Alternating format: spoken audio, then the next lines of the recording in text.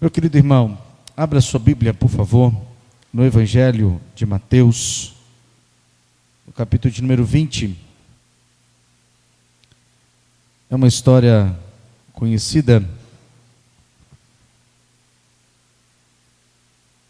mas é uma história tão bela, tão importante de ouvi-la sempre.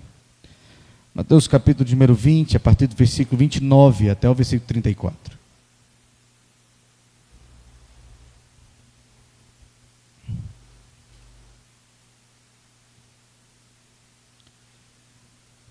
Nós vamos ler, e eu peço aos irmãos que depois permaneça com sua Bíblia aberta, para que durante a meditação nós possamos voltar nesse texto e assim aprender um pouco mais. A palavra do Senhor diz assim: saindo eles de Jericó, uma grande multidão o acompanhava, e eis que 2 cegos, assentados à beira do caminho, tendo ouvido que Jesus passava, clamaram: Senhor, filho de Davi, tem compaixão de nós. Mas a multidão os repreendia para que se calassem. Eles, porém, gritavam cada vez mais: Senhor, filho de Davi, tem misericórdia de nós. Então, parando Jesus, chamou-os e perguntou. Vamos ler juntos? Que quereis que eu vos faça? Responderam: Senhor, que se nos abram os olhos. Vamos ler o versículo 34 juntos. Condoído, Jesus tocou-lhe os olhos e imediatamente recuperaram a vista e foram seguindo. Amém. Quando nós vamos estudar um pouco sobre a história de Jesus, o seu ministério, nós nos reparamos naquilo que os evangelistas nos contam, principalmente alguns textos que nos chamam mais a atenção do seu ministério terreno. Um deles é narrado por Lucas, lá no capítulo número 4. Quando o Senhor Jesus, na cidade de Nazaré, cidade em que ele foi criado, onde ele cresceu, onde as pessoas conheciam não apenas a ele, mas também José, Maria, seus irmãos, conhecia também a profissão de seu pai. Nessa cidade onde que o Senhor Jesus não realizou muitos milagres, porque ele mesmo disse que um profeta, ele é sem honra dentro da sua própria casa.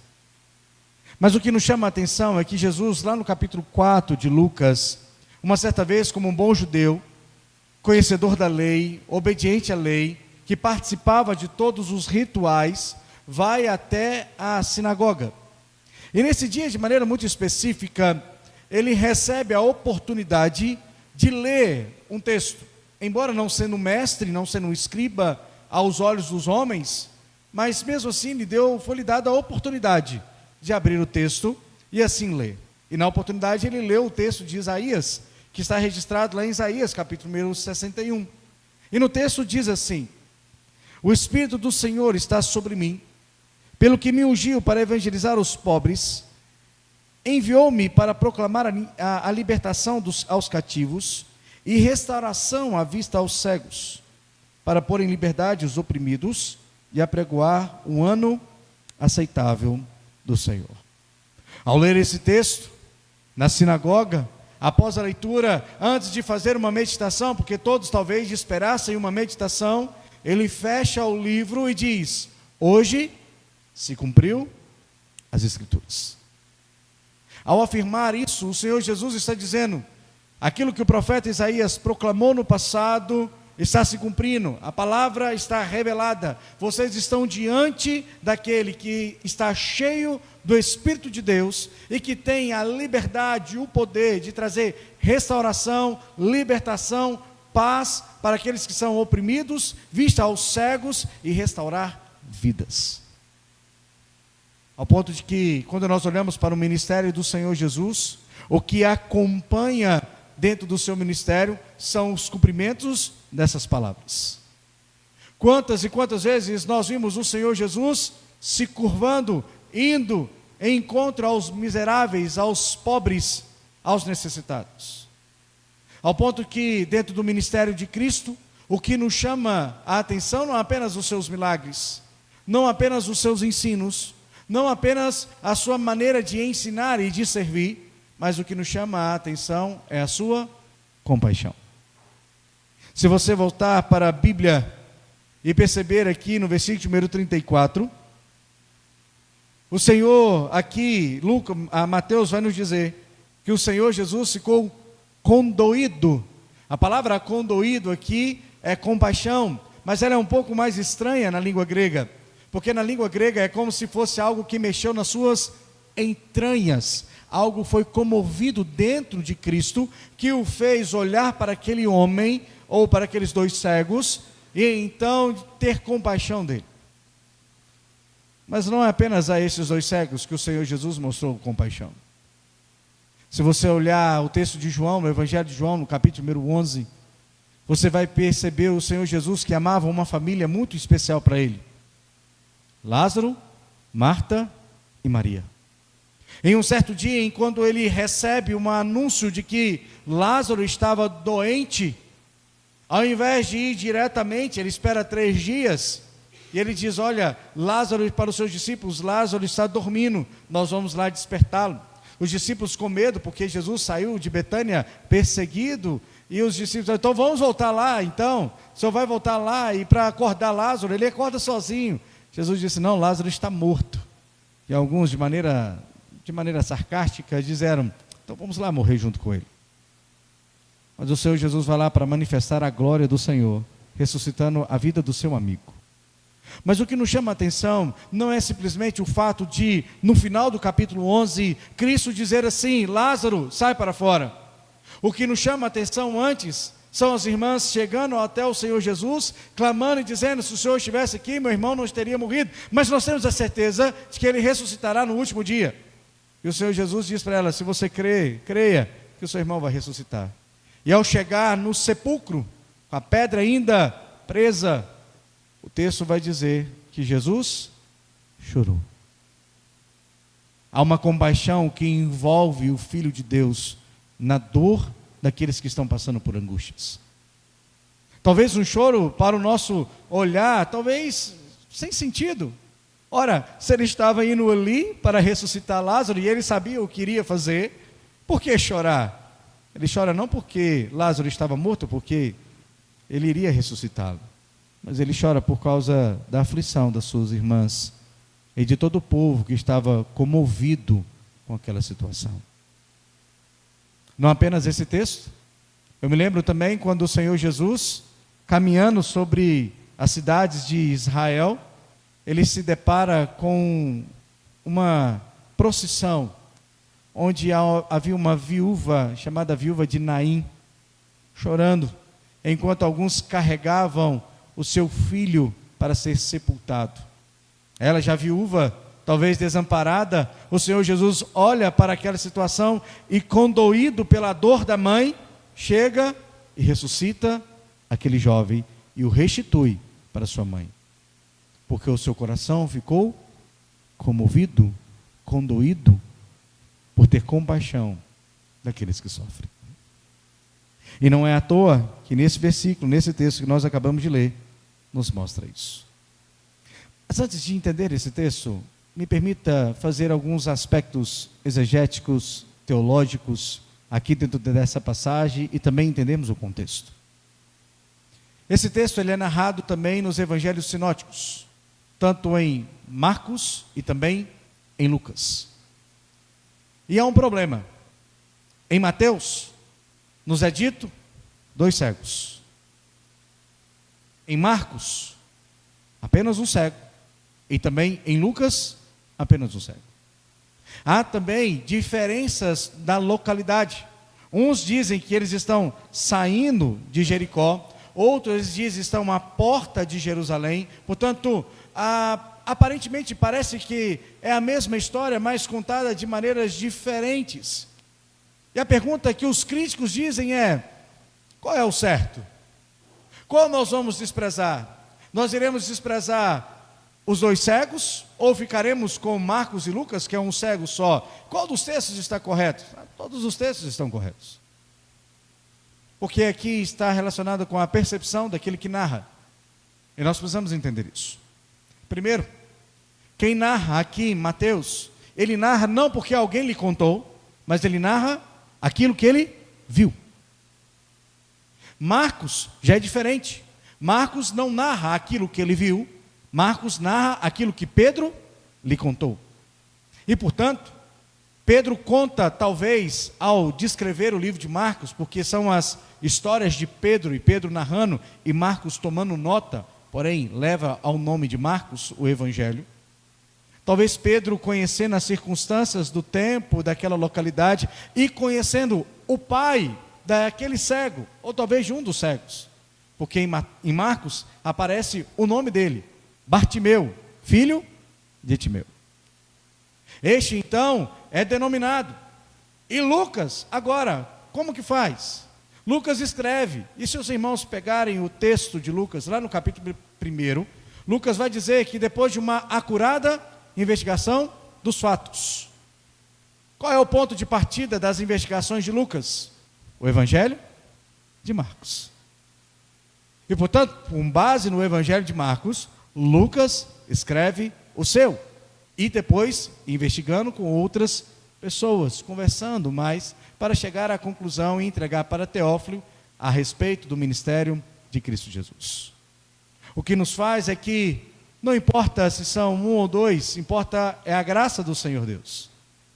Talvez Bartimeu, mais conhecido, por causa de talvez o seu pai ser alguém conhecido na região, alguém importante, e que desprezou o seu filho, não cuidando, não acudindo em suas necessidades, mas deixando que ele ficasse vivendo à beira do caminho, e por isso o seu destaque. Mas o que nos chama a atenção nesse texto, não é as problemáticas que alguns críticos querem dizer, mas sim as aplicações que esse texto nos dá. E qual é o contexto dele? O Senhor Jesus está chegando em Jerusalém, na semana que antecede a sua morte. Se você olhar o capítulo 21 de Mateus, ele vai nos dizer sobre a entrada triunfal de Cristo em Jerusalém. Quando ele entra em Jerusalém, montado em um jumentinho, e todos colocam vestes, colocam folhas no meio do caminho e começam a gritar: Hosana nas maiores alturas.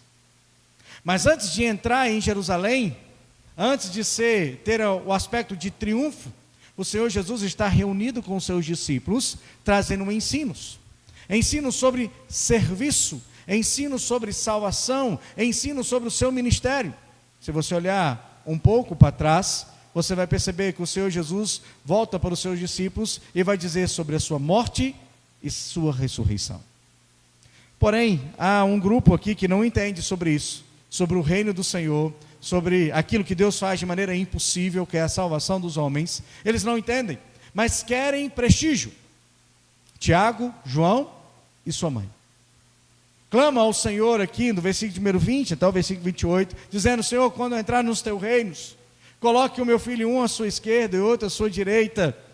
O Senhor Jesus, você não está sabendo o que você está pedindo. Eu não posso fazer isso para você. Seus filhos não têm condição de ter as mesmas coisas que eu vou fazer. Eu disse: não, nós temos, Senhor. Então tá bom, vocês vão sofrerem também. João foi abandonado na ilha de Patmos. E Tiago morreu decapitado. Vocês sofrerão pelo meu nome. E vão provar, de fato, se servem ao Deus vivo. Mas quando nós olhamos então agora o Senhor Jesus entrando ou saindo de Jericó, nos chama a atenção a figura desses dois cegos. E a pergunta que nos causa estranheza é porque Mateus registra aqui agora esses dois cegos. Qual a importância teológica disso? Por que agora, nesse momento? É porque, pastor, é uma história cronológica, tudo bem. Mas, obviamente, tudo nas Escrituras não é algo simplesmente por acaso, cronológico, mas é porque tem algum sentido. A cegueira, aqui, a palavra para cegos aqui, não trata apenas de uma cegueira física, mas também de uma cegueira espiritual e mental. Esses dois cegos nada mais representam que os discípulos ainda que não enxergaram Porque Cristo veio para morrer e salvar um perdido pecador. Estes dois cegos representam aqueles que ainda olham para o Senhor Jesus como aquele que vai trazer um reino físico, como João, Tiago e sua mãe. E, portanto, o milagre em que o Senhor Jesus opera nele é um milagre para mostrar que eles precisam tirar as vendas dos seus olhos e olhar para o Senhor Jesus como aquele que é o Filho de Deus que veio salvar o perdido pecador, que faz o impossível para aqueles que imaginam que pelas suas obras podem ser salvas, ou, no contexto anterior, por causa das suas posses. Mas me permita olhar esse texto com vocês, e eu confesso que esse texto, hoje você vai ouvir talvez 2 pregações no mesmo texto, e eu tentarei ser breve. Porque esse texto pode ser aplicado de 2 maneiras. E por vezes, nós vemos 2 maneiras de fato sendo pregado esse texto. Uma, olhando para o homem, para a função do homem, olhando para a ideia da força do homem, do vigor do homem, da fé do homem e da esperança do homem. Algumas lições nesse tipo de abordagem dentro desse texto pode ser sugerida assim: os desafios na vida parecem ser grandes demais. Se você olhar para esse texto, esses 2 homens têm grandes desafios. O primeiro, seu desafio físico, a sua própria situação física, são cegos. E por serem cegos, impedidos de caminharem livremente, não é nossas estradas pavimentadas como nós temos. Como talvez no centro tenha aquelas passagens para os cegos saberem quando termina e quando começa uma rua. Não, as estradas de Jerusalém não eram pavimentadas. As estradas de Jerusalém tinham cascalho, tinham pedras pelo caminho e, portanto, difíceis de serem, de caminharem, mesmo com olhos bem perfeitos. Imagine para cegos. Mas além de ter esse problema físico de não poder se locomover de maneira tão livre, esses homens também eram impedidos até mesmo de estar com suas próprias famílias, eram abandonados a viver a sua própria sorte, por isso eles estão no caminho. Eles não estão no caminho esperando o Messias chegar, eles estão no caminho porque antecede a festa de Páscoa, e nesse momento, o melhor lugar de estar é à beira da estrada, perto da entrada da cidade, para ganhar esmolas para a sua sobrevivência. Pois eram abandonados pelos seus pais, abandonados por sua religião, abandonados por aqueles que poderiam exercer misericórdia, mas não fazem. Eles não tinham condição de entrar no templo, não tinham condição de viver em sociedade, porque a sua família os abandonava. Portanto, um problema, um obstáculo gigante de maneira física. Além disso, então podemos falar também de um obstáculo gigante, observando também de maneira física, mas agora de maneira opressora, a multidão. Nos versículos número 29, versículo número 30 nos narra isso. Que enquanto eles estavam ali à beira do caminho, e Mateus faz até um pleonasmo, porque ele diz, grande multidão. Ora, multidão já é algo grande. É um vício de linguagem, como nós temos, subir para cima, descer para baixo. Nós falamos isso praticamente quase todos os dias. E portanto, uma grande multidão, Lucas vai dizer que havia um tropel de gente. Ora, não apenas porque Jesus estava ali, as pessoas estavam curiosas, conforme João vai dizer, de olhar e saber, cadê Lázaro que está andando com Cristo depois de ser ressuscitado? Porque a fama de Jesus começou a percorrer naquela região, que havia ressuscitado Lázaro, diante dos olhos de todos. Mas também por causa da festa da Páscoa. Mas quando Jesus passava, uma multidão gritava, queria estar perto, se acotovelavam para chegar perto do Senhor Jesus, ou ouvir os seus ensinos, ou até mesmo receber um dos seus preciosos milagres. Como um cego poderia entrar ali? Como um cego poderia vencer esses obstáculos? Há um outro ponto que nós podemos destacar aqui em relação ao homem. Há opositores que tentarão nos desanimar. Se você olhar para o texto, enquanto eles estavam ali à beira do caminho, gritando, Filho de Davi, tem compaixão de nós, a multidão dizia: calem-se, parem, ele não vai ouvir vocês, ele não se importa com vocês, ele não vai parar a sua caminhada para atender 2 cegos, 2 mendigos, ele tem coisas melhores para fazer. Outras pessoas talvez tinham ricos ao seu redor, ele não vai preocupar-se com moribundos. Parem, calem. O que pode levar-nos a pensar, isso às vezes acontece também, que muitos se levantam contra opositores para tentar roubar a nossa esperança de que algo possa acontecer em nossas vidas. Esses homens enfrentaram a sua própria condição física, uma multidão, e enfrentaram também opositores. Mas o que nos chama a atenção é o fato deles terem uma fé constante, perseverante, e a sua fé, como muitos dizem, moveu o coração de Cristo. Porque eles continuaram clamando: Filho de Davi, tem compaixão de nós, venha sobre nós, faz algo por nós. Eles começaram a gritar e gritar mais alto, e não importasse enquanto as pessoas dissessem para eles: não cantem, não gritem, não falem, eles continuaram gritando até que Cristo disse: tragam eles aqui. E comovido os perguntou: o que você quer que eu faça por vocês?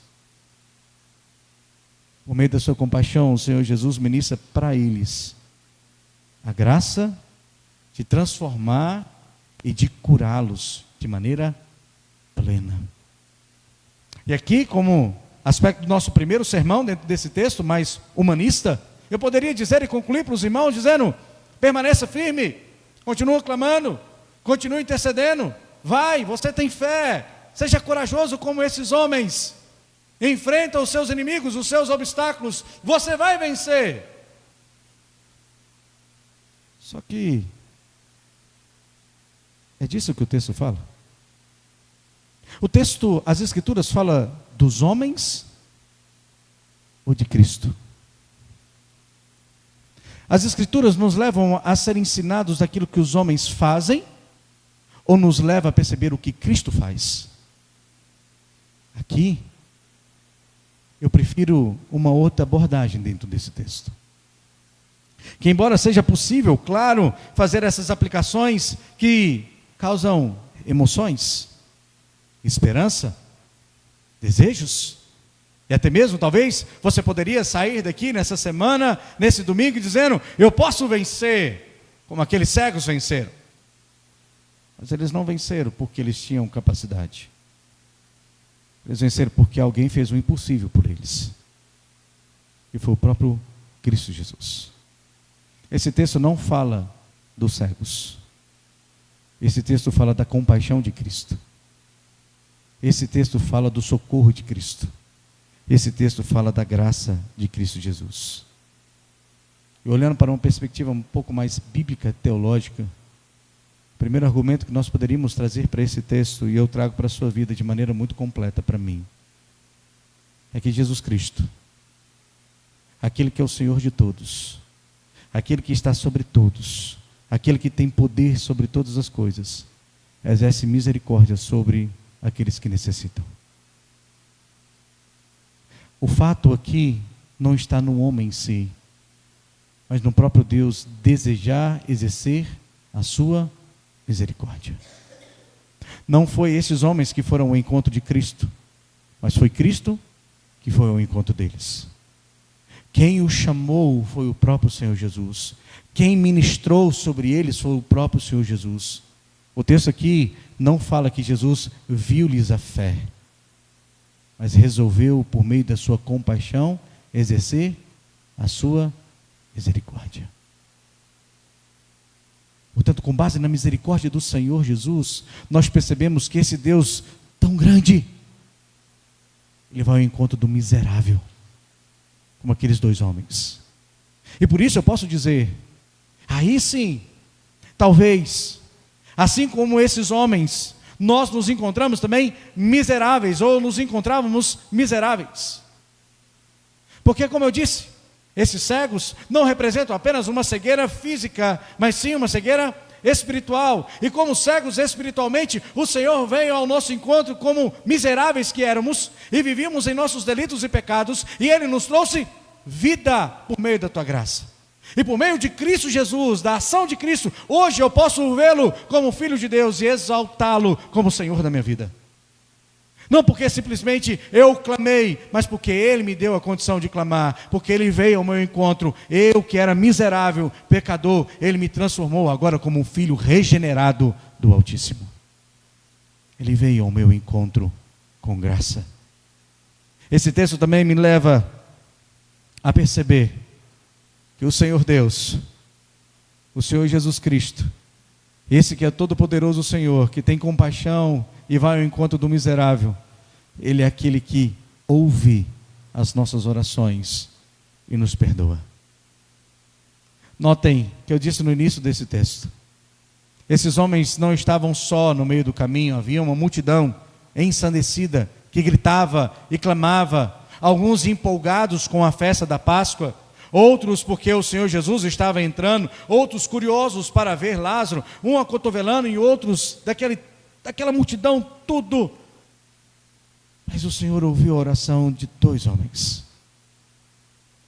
Enquanto eles gritavam, tem compaixão de nós.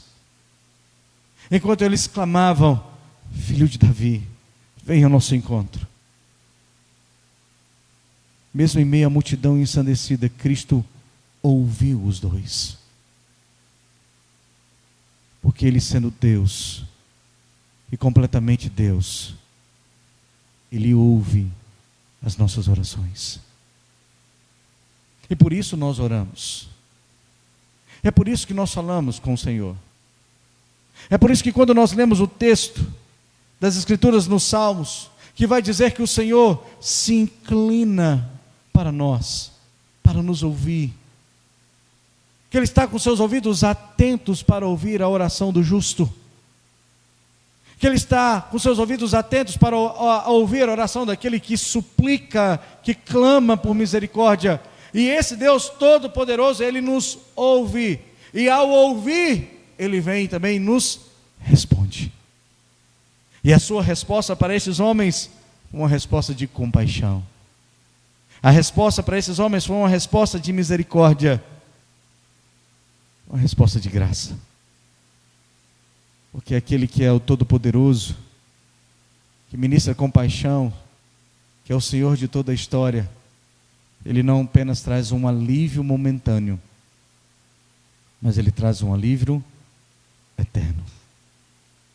Ao ouvir a oração daqueles homens, o Senhor Jesus os chama na frente de todos e pergunta para eles: o que você quer que eu te faça? Um personagem na Bíblia também teve essa mesma oportunidade. Na verdade, alguns no Novo Testamento também tiveram. Mas no Antigo Testamento um teve uma grande oportunidade. O Senhor virou para Salomão e disse assim: pede o que você quiser. O que ele pediu? Sabedoria. E Deus falou assim: porque você pediu sabedoria, não pediu a riqueza, não pediu domínio sobre os seus inimigos, eu vou te dar tudo isso e mais a minha sabedoria. O Senhor Jesus volta para aqueles homens com a sua eterna compaixão e diz: qual é a sua necessidade? O que vocês querem? Fale comigo. Abra o seu coração. Estou pronto para te ouvir. E ao ouvir, eles disseram: Senhor, o que nós precisamos é enxergar. Já estamos vivendo tanto tempo isolados. Já estamos sofrendo. A nossa religião não cuidou de nós. Os nossos escribas, os nossos fariseus nos desprezam. Os levitas passam de largo. Os sacerdotes nem olham mais para o nosso lado. Nem ofertas mais eles nos mandam para nós sobrevivermos. Estamos angustiados. Abra nossos olhos para que possamos trabalhar, viver em sociedade. Faça algo maravilhoso em nossas vidas.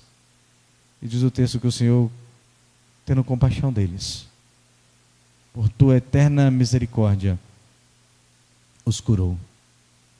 Mas o que me chama a atenção não é apenas a cura física desses homens. O que me chama a atenção é o final do versículo de número 34. mostrando que não é apenas uma cegueira física, mas é algo espiritual. Portanto, assim diz o texto: e imediatamente recuperaram a vista e o foram seguindo. O que aqueles homens necessitavam de fato era de uma transformação espiritual, que consequentemente veio sobre eles também a cura física, ou manifestada através da sua cura física, a fim de que o nome de Cristo fosse glorificado.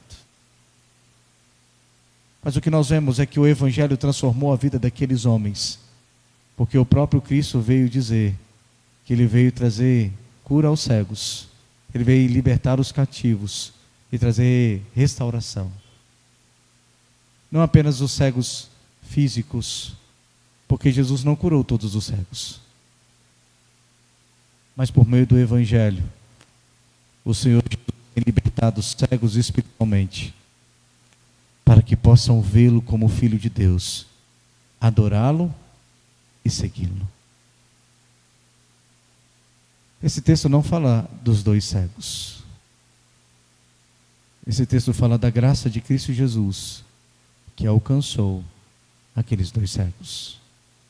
Esse texto fala da graça de Cristo, que alcançou o meu coração e alcançou o seu coração.